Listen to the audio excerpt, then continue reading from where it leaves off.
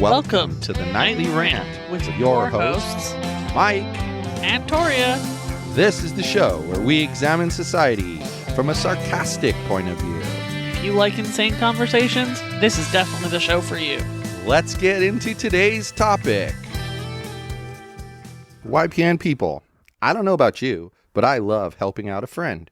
That's why I want to shout out my friend Brian Little and his podcast, Your Favorite Blockhead. This is the only show that manages to weave together peanuts and MMA into one heck of an amazing podcast. You can find Your Favorite Blockhead wherever your favorite podcasts reside and at yourfavoriteblockhead.com.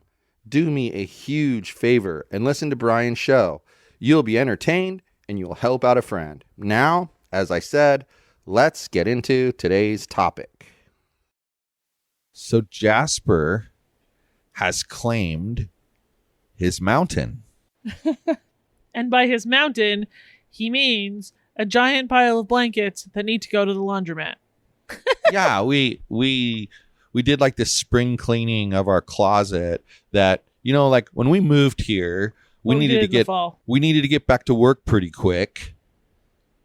And so we did a really good job of like unpacking stuff. And then when Ash got here, she was a big help of like motivating us to get stuff done because she'd make a plan with us. Okay, when are we going to do that kitchen thing? We're going to do it tomorrow? Okay. And, you know, make you stick to it. Yeah. So it was great. But what was happening was anything that we weren't quite sure where it should go wound up in our closet. And it got to the point where you couldn't even fit the vacuum in there anymore. I was like, oh yeah. Like you'd say to me, oh, you know, I haven't seen you wear your Dodgers polo in a while. What happened? And I'd be like, oh yeah, I completely forgot I had those because I can't even go in that closet. I mean, seriously, like I was just like, what the hell? I don't remember having those. Oh yeah, that's because I can't go in the closet. And the worst part of the whole cleaning the closet experience is it was 98.5% your stuff. So there was just me kind of sitting there twiddling my thumbs, playing garbage bag fetch. Well, but it was good too because I didn't need to ask anybody's permission to get rid of something. I was just like, I don't need this anymore. Bye. Except the cat's catnip spray, which you said was trash, and then I rescued. Yes. Well, you know, whatever. And then the cats got high. And that was pretty entertaining. But that was interesting. But then when we were chatting about topics, you know, you came at me with this article. So tell them what this article is. So this is an entire article telling you the 8 new things you can do with your old smartphone now that you've upgraded to the new iPhone that just came out. Oh, got it. Okay. So 8 new things you can do with your old cell phone after upgrading to the newest cell phone. I feel like this was clickbait just to make me read it, but here we go. Yeah, probably. The first thing. Dun, dun, dun. Keep a spare phone. Okay. Apparently, the writer of this article always keeps a spare phone in their travel pack. Interesting, because if the phone were malfunctioning and you really rely on your phone for business, you could just pop the SIM card out, pop it into the other phone, and it would work. Well, they said they also keep a spare SIM card in it as well, because nothing ruins trips like a broken, lost, or stolen smartphone. Yeah. I kind of agree with that. Okay, I like that. That was a good one. Okay. What else? Number 2, an extra remote. For the Roku or the Apple TV or the whatever and the whatnot. Okay. Apparently Amazon Fire TV also can be controlled by an app. Well, that's what I was going to say. Why would you need an extra remote? I can use the app to control the Roku They're TV. saying to put the app on the old smartphone and just have it as a remote in your living room. Oh, got you. Whoosh, over my head. I completely missed that. That's a good one, too. That's a good one. All right. Number 3, something you're not going to relate to even 1%. Use it as a gaming device. What? Apparently there are ways to turn a smartphone into an Xbox or PlayStation controller. All right, I mean, I can see that. Also, I was thinking you could just download a crap load of games onto it and use it just for Well, but I games, can see that because Bluetooth, those controllers are Bluetooth. So, yeah, I could see that working. It's just an app. In fact, I think they have one for PlayStation, so I could imagine they would have one for Xbox as well. Well, then we play those Jackbox games on the Switch, and everybody just uses their own phone for the Jackbox games. Yeah. That's basically, there you go. That's controlling a game from your phone. Yeah. And instead of making you install something on your phone, they made it run inside of the web browser. That's the cool part about it. Well, you would like that. Yeah. And in that instance, I actually kind of like it too. But usually I'm an app favorite person, not a web app favorite person. Yeah. So the next one is something you were talking about not particularly long ago, but to set it up as a webcam. Yeah. Yeah, I saw that video from Think, and they were saying you can take your smartphone and turn it into a webcam, and that it's actually better quality than the regular webcam. And they even have an application. They've got an application that you can run on your computer that enables you to turn the back camera, the good camera, towards you, because you can see yourself just like the webcams normally do. You can see yourself on the screen, so you just adjust it and you put it on a little tripod, and it's super high quality. Like that's actually a super smart use. Even my God, I'd be willing to bet you where we're at 7. I'd be willing to bet you an iPhone 6 could be used in that manner. Well, we have that old iPhone 7 laying around that I use for various things. That could be an interesting thing to try to hook up as a webcam, especially since my webcam is kind of ghetto. Yeah, we could try it. Why not? They set it up as a webcam to this list because apparently at the beginning of the pandemic, when everybody started working from home, it was almost impossible to buy webcams. Yeah, people didn't have webcams. You couldn't, if you didn't have it, you had to buy it, and you couldn't buy it because it was like toilet paper. Right. Only, at least in this case, it wasn't like toilet paper because people weren't hoarding them. They were buying the necessity to be working from home. Yeah, they just needed them. So then they suggest you can use it as an old school media device, like that once upon a time before you had an iPhone and you had to carry around your cell phone and your iPod. Yeah. So for people who have lots of music, using your old smartphone as an iPod could be awesome. That is what initially drove me to the iPhone, was the fact that it was basically an iPod with a phone. That's how they originally sold it. Uh-huh. And as a person who, I never bought an expensive like Apple iPod, but I had like one from Creative Labs. I can't remember what it was called, but it was Zen. The Zen, yeah. I had a Zen, and the kids had Zen Micros. So I had a bigger one, and they had smaller ones.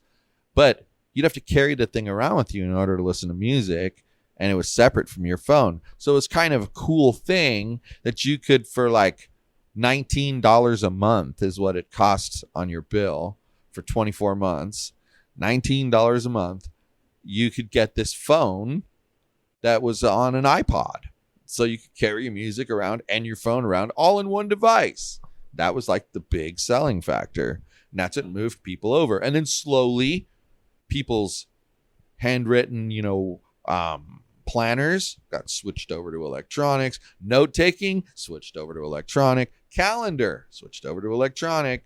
It just slowly happened. And unfortunately, it's come down to it's now everything is in this everything phone. Is on the damn phone. Do you remember those, like the first iPod, and it was like a square-ish and had the circle on the front and it had the little screen? My dad won one and he had no interest, so he gave it to me. And I used the hell out of that thing. Person. I used it so much, it died. Yeah, that's... And then, one day I was waiting for the bus when I was still going to college, and I found an iPod Touch in a snowbank. Huh. So I tried to return it, but nobody came forward and claimed it. So then I had an iPod Touch, and then I upgraded to an iPhone. So that's interesting because that's what I remember. And so they're going the opposite way. They're adding a piece of equipment to carry with you. I can't imagine having that much music and not having unlimited data. Yeah, I think that one's kind of reaching. But, there are people, though, that are weird. And they can stream, they can put it at a higher quality setting if it's saved versus streaming it. So by being able to save more music, they can listen to more music at a high quality. Well, they also suggest that it could be, this ties into the next one on the list, but on the old school media device one, it also suggests that you could use it to amuse a small child. Yeah, a lot of people do that with old cell phones. I see it when we're out. Yeah. There'll be a kid in a stroller and, mom will reach into her purse. You'll see her, she's texting on her phone. And then she'll reach into her purse and grab this beat up looking phone and hand it to the kid. And then the kid starts messing with it. It's a gaming system for the kid. But that's kind of cool. Because why not? You already made the investment. It's usable for that. So why the hell not? The next one on the list suggests using it as a starter device for your children. Oh, like an initial phone? Yeah. Yeah, that's another smart thing. I think I've done that before. Because that way there's no need to be mad if it gets... lost or broken. Yeah, I think I've done that before. Yeah. Then the next one is to donate it to charity. Apparently, there are lots of charities that take old phones, refurbish them, and give them to there's one called Cell Phones for Soldiers that gives communications for soldiers and their family. And there's ones that give new phones for health workers in Asia, Latin America, and Africa. Yeah. That's really cool. Yeah, that's pretty rad. That's a nice thing to do for a business. Yep. That's very fulfilling. The last thing they suggest is to take it apart. Because apparently there are people in the world who get some kind of joy out of taking apart things like that. And they suggest if you're at all curious as to what's happening inside your phone, take it apart. Well, they kind of reached on the last two. They kind of reached on quite a few of these. It was almost like they started out with this great idea, and rather than change the number from 8 to 4, they're like, I'm getting 8. I'm getting 8 reasons. I'm going to force it, but I'm going to get 8 reasons. They could have done much better if they cut 4 of them out. Yep. Apparently the verge is reaching this time, but whatever. It's okay. We'll forgive them. That was interesting to me, though, because I relate to what they're saying. And so I think it's funny because you teach yourself little lessons as you experience things like that, because it's about having that. In order for me to be interested in your book or your article, you got to have that little story that baits me in, because without that, if it's not relatable to me, why would I want to listen to it? That's why they start out with the good ones and then end with the lame ones. Yeah, exactly. But like I'm saying, I would have cut a few out. That way it would have shortened the list. Could have been a stronger list. Because I think there's a strong 4 in there. I could probably even pull off 5. Could have been a stronger list. A little shorter list. But that's all right. But whatever. They try to force it. But another one that I thought was interesting, though, was using it as a remote. That's actually a kind of a brilliant thing. Install your Apple TV remote or your Roku remote or both, and then even like you said, the app to run the PlayStation from a remote or your Xbox from a remote, and just have it all on one device that's just sitting there in your living room ready to be used. Sitting charging, because iPhones that are old don't last particularly long. Their batteries aren't that great. And I think that was by design too. So that was an intriguing list. I just don't really feel like there were 8 solid ones in there. We're going to give them a solid 5 out of 10 for their list making ability. Yeah. But the content was a solid 10, if you ask me. Content was good. Maybe, it's appropriately timed considering the new iPhone is shipping right now. Yeah. Well, Christmas is coming up here real shortly, so. A whole bunch of kids are going to get new iPhones for Christmas. Yep. And I'm already starting to see, like, on Instagram, different people posting, oh, look, I got a new iPhone. Oh, I got a new iPhone. Well, like I said, it just started shipping. How come we're not people like that like to announce that we got the new phone? I announced that I got the purple phone when I got it last year. Huh. So maybe it's just you. That's weird. I just don't do that. I was pretty excited. Well, of course. It's the first time I've gotten a new phone right when it came out. Yeah, I know. That was pretty good. But then, like, this year, why do you even need to upgrade the phone? There's not much of a difference. Probably next year. Yeah, exactly.